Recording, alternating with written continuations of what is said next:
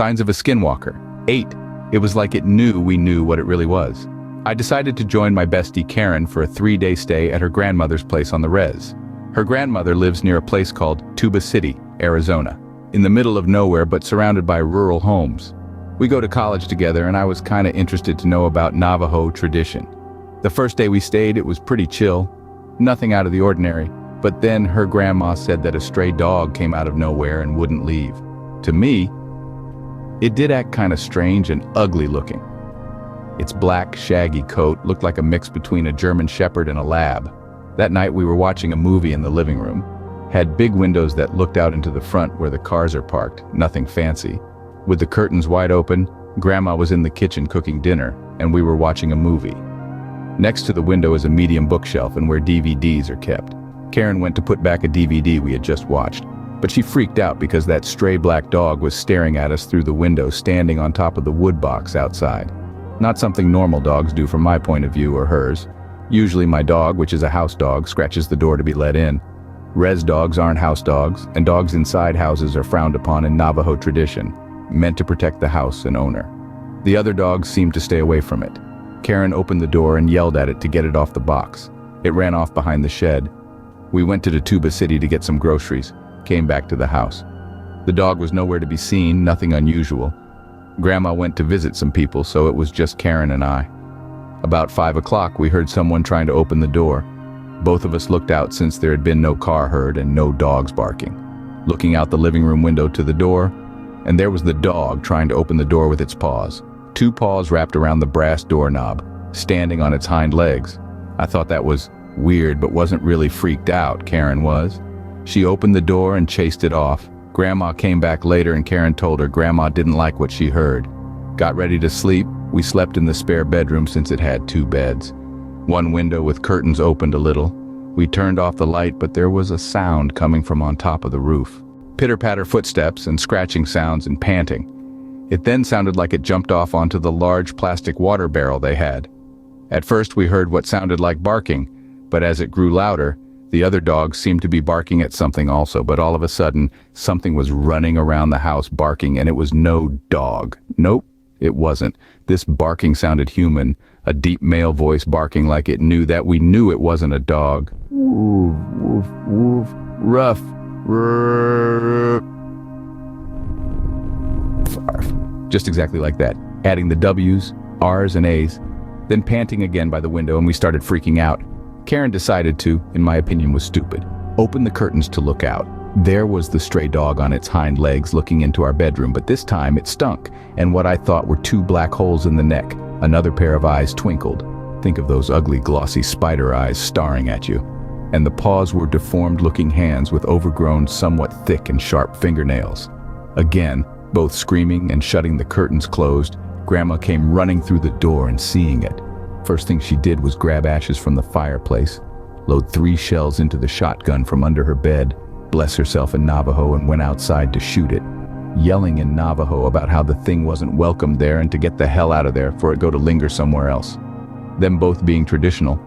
The next day they called a medicine man to come over and put cedar in. He prayed over everyone with cedar smoke and an eagle feather, blessed the place, made us eat bitter herbs called eagle's gull or something, and gave me an arrowhead. Apparently I needed to carry one for protection and a little pouch called corn pollen. Seems to work pretty well. The medicine man said that dog was a skinwalker, which in Navajo is a long word, but I call them Yoshis. The body of the stray dog, which was killed by the skinwalker, made an illusion so we wouldn't know it wasn't a real dog. He also said that Yoshis tend to harm people by using some sort of human bone straw to spit at someone, think spitballs only deadlier, and get human bones into them. Doctors can't detect it, but the medicine man that day pulled a piece of human skull out of Grandma's right shoulder, pretty big, about 2 inches long and 1 centimeter thick. It was real because we watched him pull it out of her. That was intense. 9, my wife heard a skinwalker in our house last night. Let me start off by saying that my wife doesn't believe in paranormal entities or anything of that nature. We have 3 cats, and one of them likes to be a rebel, jumping onto counters and meowing at the top of his lungs, just looking for attention. He does this throughout the night, and it's a regular occurrence. Last night, after a few beers and video games, I decided it was time to head to bed with my wife. When I woke up this morning, my wife was basically attached to me with wide eyes and a nervous look on her face. I asked her what was wrong, and she proceeded to tell me what happened last night. She said that around 2:50 in the morning, she was woken up to a noise that sounded like one of our cats downstairs meowing unusually loud. After giving herself a few seconds to perk up and fully pay attention, she said that the meows sounded more like a person trying to mimic a cat, and it kept saying hello. After meowing for 2 to 3 minutes, a loud bang came at our door, and then a notification went off for a motion sensor at our front door. When she told me this, I checked my phone, and sure enough, there was a notification for motion detected at 2:52 a.m.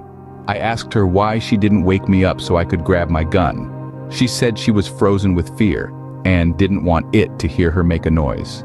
We're out running errands while I'm typing this, but something made me uncomfortable about her story. Last night, I set the home security alarm around 9 p.m., and we didn't turn it off till we walked the dog this morning. To make things worse, we had slept with all of the animals in the room and the door was closed. So whatever was in our house or outside the front door was not one of our animals. Obviously, the first thing that came to my mind was a skinwalker, but maybe I'm just being paranoid. I checked all the rooms in the house after I got up. I'm not sure what I could have done anyways. It's very odd that my wife was scared so badly by something she doesn't necessarily believe in.